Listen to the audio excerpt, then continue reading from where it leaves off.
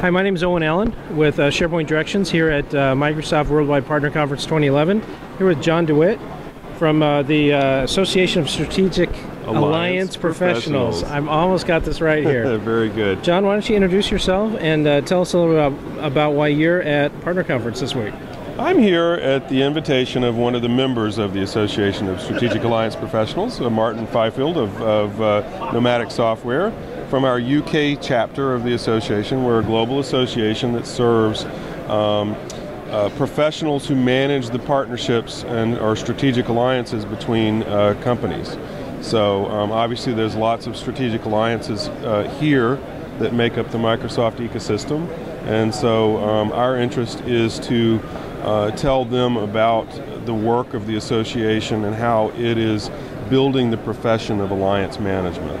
And how many members do you have, or participants? The association this year climbed in excess of 2,000 members, and we have membership in terms of corporate memberships. We have Microsoft as a global sponsor of the association, and most of the major IT players, from Cisco to HP and others, are also members, and also the association particularly serves the IT industry and the biopharma industry, just because those industries in particular have a mature alliance management approach. And probably a fairly complex ecosystem. And very complex ecosystems. So, and what the association does is provide several areas. Obviously, it's a huge networking opportunity. They have a global summit every year, as well as local chapters around the world. And then they provide training and education, and particularly certification. There's a couple of levels of certification.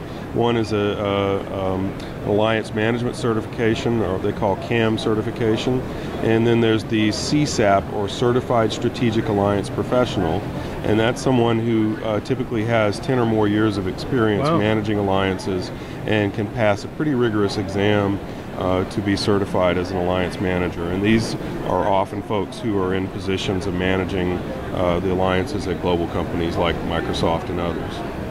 That sounds pretty good.